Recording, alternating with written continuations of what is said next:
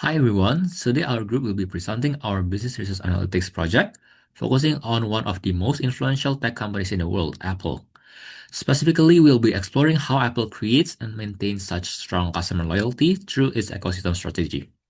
We'll take you through the background of Apple, our research goal, the expected outcomes, and how we design our studies, and finally our findings. Next. To start, here's a brief introduction of Apple. Apple is the leading American technology company known for its innovative customer electronics, software, and services.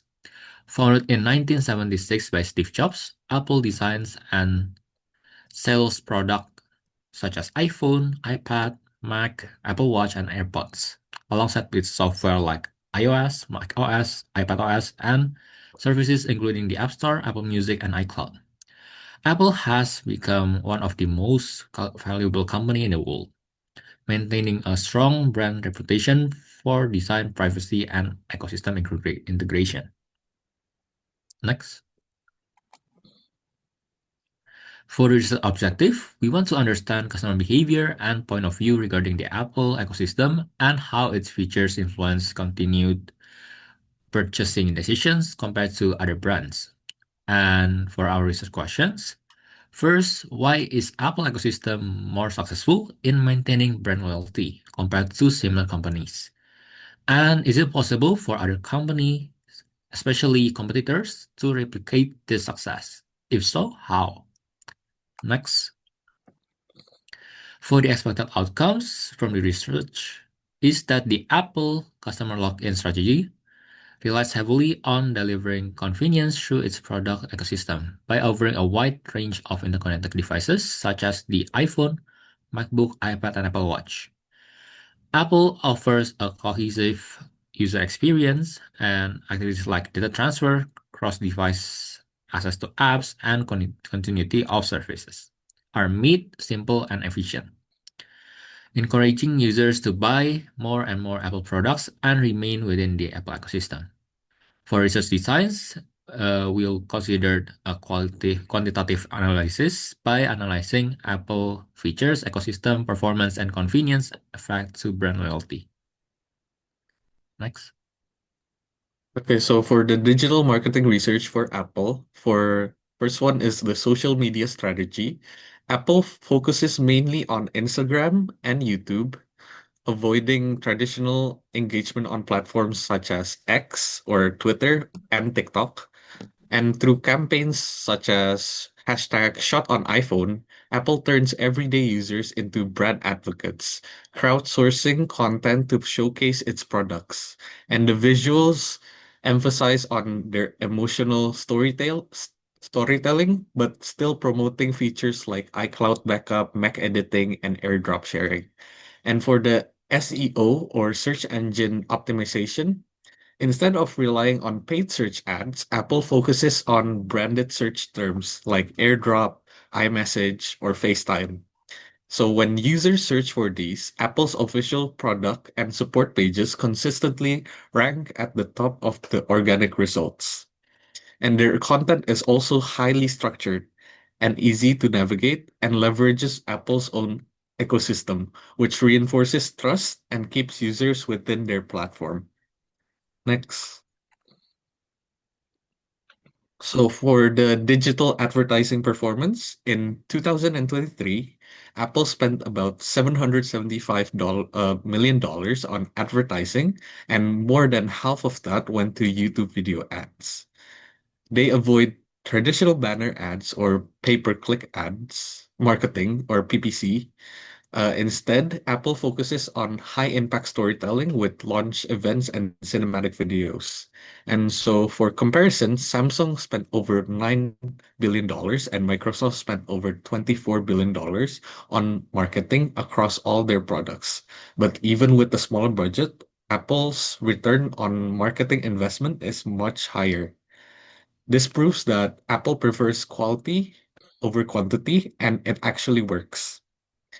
And for the last one, which is customer engagement metrics, on Instagram, the hashtag shot on iPhone campaign generates high engagement with thousands of users posts to show their photos using Apple. On YouTube, Apple's product launch videos and tutorials also get millions of views and high engagement, with comments and likes from fans all over the world. This level of engagement is a clear reflection of how emotionally invested users are in the brand and its ecosystem. Next. So for our data collection, our target audience for our data will be tech users aged 18 until 40 who currently using smartphones, whether they use smartphones that is Apple or non-Apple. And the sample size is there is 31 people that responded to our survey, and our method to collect the data is by using an online survey through a Google form. Next. Okay, so from the data collected from that survey, we took five features for the input features, which are X1, X2, and up until X5. So X1 is devices integration, which is Apple products, how well Apple products work together. And X2 is how the users feel locked in to the Apple system. So it's a Likert scale from 1 to 5. X3 is how convenient the users rate the Apple ecosystem. X4 is how useful users find exclusive Apple features such as iMessage, iCloud, and Apple Music, and yada yada yada.